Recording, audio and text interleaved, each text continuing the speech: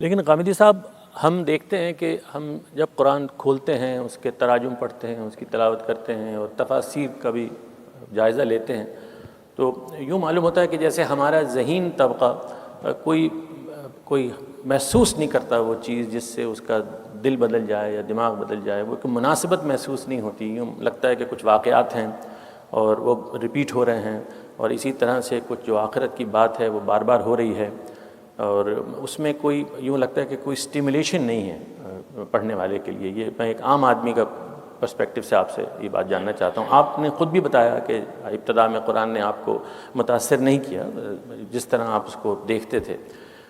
اس کی کیا وجہ ہے؟ قرآن ہم کو اپیل کیوں نہیں کرتا؟ اس کی بہت بڑی وجہ یہ ہے کہ قرآن مجید کس نوعیت کی کتاب ہے، ہمارے ہاں اس کا تعارف نہیں کرایا جاتا۔ آپ جب کوئی کتاب لوگوں کے ہاتھ میں دیتے ہیں تو آپ کو سب سے پہلے لوگوں کو یہ بتانا چاہیے کہ یہ کتاب کس نوعیت کی ہے۔ یعنی آپ نے تاریخ کی کتاب لوگوں کے ہاتھ میں پکڑائی ہے، ریاضی کی، سائنس کی کوئی کتاب لوگوں کے ہاتھ میں پکڑائی ہے، آپ نے شیکسپیئر کا کوئی ڈرامہ لوگوں کے ہاتھ میں پکڑایا ہے، کیا چیز لوگوں کو دی ہے؟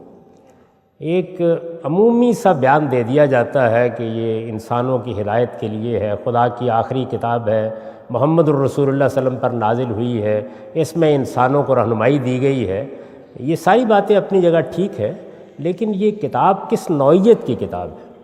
تو اگر آپ لوگوں کو یہ بتائیں کہ اس کتاب کی نوعیت یہ ہے کہ اللہ تعالیٰ نے آخری رسول کو دنیا کی ہدایت کے لیے مبعوث کیا، وہ آخری رسول جب زمین پر آئے تو انہوں نے اپنی قوم کو انذار کیا۔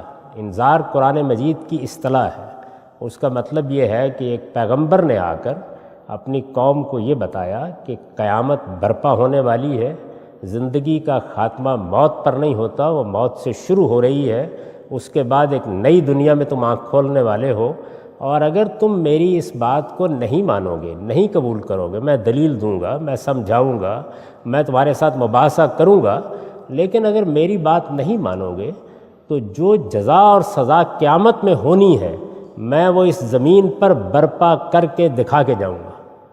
یہ ایک پیغمبر نے آ کر دنیا کو کہا۔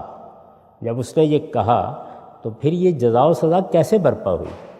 اس نے کیا کہا، لوگوں نے کیا کیا، کیا مکالمے ہوئے، کیا بات ہوئی، مخاطبین کون کون تھے، کن کو ایڈریس کیا گیا، ان کی طرف سے کیا رد عمل سامنے آیا، اس کے بعد یہ دعوت، یہ پیغام جن مراحل سے گزرا وہ کیا کیا پیش آئے، اور آخر میں خدا نے اپنا فیصلہ سنایا، اور وہ قیامت جو ہم سب کے لیے برپا ہونے والی ہے وہ عرب کے باشندوں کے لیے اسی زمین پر برپا ہو گئی۔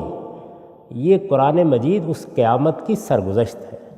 تو اگر آپ اس تعارف کے ساتھ اس کے اندر داخل ہوں گے تو پھر آپ کو معلوم ہوگا کہ آپ کیا پڑھ رہے ہیں، پھر وہ آپ کے لیے ایک دوسری دنیا کھول دے گا۔ لیکن اگر آپ اس تعارف سے واقف نہیں ہیں کہ وہ ایک پیغمبر کے انذار کی سرگزشت ہے، ایک قیامت صغریٰ، ایک چھوٹے پیمانے کی قیامت کے برپا ہونے کی داستان ہے، تو آپ نہ اس کے کرداروں کو سمجھ سکیں گے، نہ اس میں جو گفتگو ہو رہی ہے اس کو جان سکیں گے، اور نہ جس طریقے سے وہ بات کر رہا ہے اور جس نتیجے تک پہنچانا چاہتا ہے وہ واضح ہوگا۔ اس تاثر کے ساتھ آپ داخل ہو جائیں گے کہ یہ قرآن مجید شاید مجھ سے براہ راست بات کرے گا، نہیں، وہ آپ سے براہ راست کوئی بات نہیں کر رہا۔ یعنی ایک پیغمبر زمین پر کھڑا ہے، اس کے مخاطبین ہیں، اس کی قوم ہے، وہ قریش ہے، اہل کتاب ہے، وہ ان کو بتا رہا ہے کہ میں خدا کے رسول کی حیثیت سے آیا ہوں، میں تمہارے لیے خدا کے عذاب کی وعید لے کر آیا ہوں، رحمت چاہتے ہو تو دے دوں گا، لیکن اگر نہیں چاہتے تو قیامت کی جزا و سزا دنیا میں برپا کر کے دکھا دوں گا۔ جو میں دعویٰ لے کر آیا ہوں وہ زمین پر واقع ہو جائے گا۔ یہ مکالمہ ہے جس پر قرآن مجید مشتمل ہے۔ تو اس لیے میں نے اپنی کتاب میزان میں اس تعبیر کو اختیار کیا ہے کہ قرآن کیا ہے؟ قرآن ایک پیغمبر کی سرگزشت انذار ہے۔ آپ اس کے کرداروں کو دیکھیں، خدا بات کر رہا ہے، محمد الرسول اللہ بات کر رہے ہیں، یہ قریش سے بات ہو رہی ہے، یہ اہل کتاب سے بات ہو رہی ہے، آپ کے لیے اس کا میسج انڈائریکٹ ہے۔ تو جب تک آپ کتاب کی نوعیت نہیں جان لیں گے آپ اس سے لطف نہیں اٹھا سکیں گے، اس کے انداز کو نہیں سمجھ سکیں گے، اس کی باتوں کو نہیں جان سکیں گے۔ قرآن یہ کتاب ہے، گویا اس میں صرف ہدایت نہیں دی گئی ہدایت کو زمین پر برپا کر کے دکھایا گیا ہے۔ اگر میں محض تمثیل کے لیے یہ عرض کروں تو جیسے آپ شیکسپیئر کا ڈرامہ پڑھتے ہیں، اس میں بھی آپ کے لیے علم ہے، روشنی ہے۔ ہمارے شاعر اقبال نے شیکسپیئر کو خراج تحسین پیش کیا ہے کہ حفظ اسرار کا فطرت کو ہے سودا ایسا، راز نہ پھر نہ کرے گی کوئی پیدا ایسا۔ تو اس میں کوئی شک نہیں ہے، فطرت کے بے شمار راز ہیں جو شیکسپیئر بیان کرے گا، لیکن وہ اپنے کرداروں کی زبان سے بیان کر رہا ہوتا ہے، وہ براہ راست آپ سے مخاطب نہیں ہوتا۔ قرآن کا معاملہ بھی یہی ہے۔ فہمیدی صاحب، یہ آپ نے اپنی کتاب میں اس کو ایک عنوان کے تحت بھی پیغمبر کی سرگزشت انذار کے نام سے آپ نے اس کو باندھا ہے، اور میں دیکھ رہا تھا کہ اس میں ساتھ بھی آپ یہ بھی بیان کرتے ہیں کہ قرآن مجید جو ہے اللہ کے بھیجی ہوئی آخری کتاب ہے۔ کیا اس کا بھی اس بات سے ہی تعلق ہے؟ یہ بات میں نے اس لیے توجہ دلانے کی کوشش کی ہے کہ یہ عام غلط فہمی ہے لوگوں کے ہاں کہ ہمارے دین کی ابتدا آج سے 1400 سال پہلے یا 1500 سال پہلے محمد الرسول اللہ صلی اللہ علیہ وسلم سے ہوئی ہے۔ یہ غلط فہمی ہے۔ قرآن مجید نے دین کی تاریخ بیان کیا اور یہ کہا ہے کہ اس دین کی ابتدا آدم علیہ السلام سے ہوئی۔ تمام پیغمبر یہی دین لے کر آئے۔ قرآن مجید محمد الرسول اللہ کو خطاب کر کے یہ کہتا ہے کہ شرع لکم من الدین ما وصى به نوح والذی اوحینا الیک وما وصینا به ابراہیم وموسیٰ وعیسیٰ، کہ یہ جو دین ہم نے آپ کو دیا ہے یا دینا شروع کیا ہے، یہ وہی ہے جو ہم نے نوح کو دیا تھا، یہ وہی ہے جو ہم نے ابراہیم کو دیا تھا، یہ وہی ہے جو ہم نے موسیٰ اور عیسیٰ علیہ السلام کو دیا تھا۔ اسی دین کو ہم نے آپ کے لیے مشروع کیا ہے، اور سب کو اس دین کے بارے میں ایک ہی ہدایت کی تھی کہ ان اقیموا الدین ولا تتفرقوا فیہ، اس دین پر قائم ہو جاؤ اور اس میں کوئی تفرقہ پیدا نہ کرو۔ تو قرآن مجید یہ دعوت لے کے کھڑا ہوا ہے کہ اللہ کا دین ہمیشہ سے اسلام ہی رہا ہے، تمام نبیوں کا دین یہی تھا، اللہ نے کوئی الگ الگ دین نہیں بھیجے تھے۔ تو میں نے ایک عنوان قائم کر کے یہ بتایا ہے کہ جب آپ قرآن کو پڑھیں تو وہ دین کی پہلی کتاب نہیں ہے، دین کی آخری کتاب ہے، اور جب وہ دین کی آخری کتاب ہے تو پھر یہ ضروری ہے کہ وہ اپنے پس منظر کے لحاظ سے گفتگو کرتا ہے۔ مثال کے طور پر میں ایک عملی چیز بیان کرتا ہوں، بہت سے لوگ ہیں وہ یہ کہیں گے کیا قرآن مجید نے تو جگہ جگہ کہا ہے کہ نماز کا اہتمام کرو، یہ بتایا ہی نہیں کہ نماز کیسے پڑھنی ہے۔ کیوں نہیں بتایا؟ اس لیے کہ لوگ نماز پڑھ رہے ہیں، اس لیے کہ لوگ روزہ رکھ رہے ہیں، اس لیے کہ لوگ حج کر رہے ہیں۔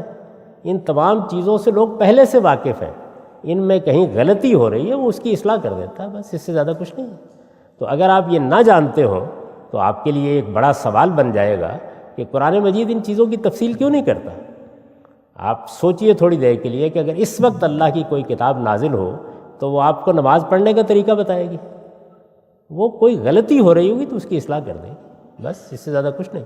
تو قرآن مجید کے نزول سے صدیوں پہلے سے لوگ حج کر رہے ہیں، سیدنا ابراہیم علیہ السلام کے زمانے سے کر رہے ہیں۔ قرآن مجید آپ کو یہ نہیں بتا رہا کہ حج کیا ہے، کیسے کرنا ہے، وہ یہ بتا رہا ہے کہ حج کرنے میں یہاں غلطی ہو رہی ہے، اس کی اصلاح کر لیجیے، بس۔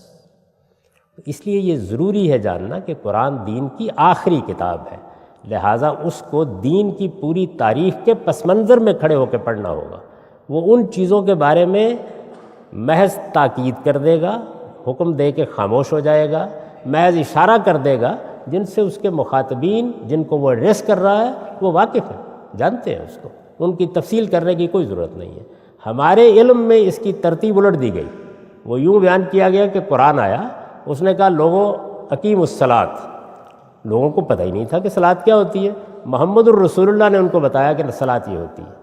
قرآن یہ بتاتا ہے کہ یوں نہیں ہے، آدم علیہ السلام کے زمانے سے تمام پیغمبر نماز پڑھ رہے تھے، سب کیا اس کا اہتمام تھا، قریش مکہ بھی حضرت ابراہیم کی اولاد ہیں، وہ بھی نماز پڑھتے تھے، کچھ غلطیاں کر رہے تھے، ان کی اصلاح کی گئی۔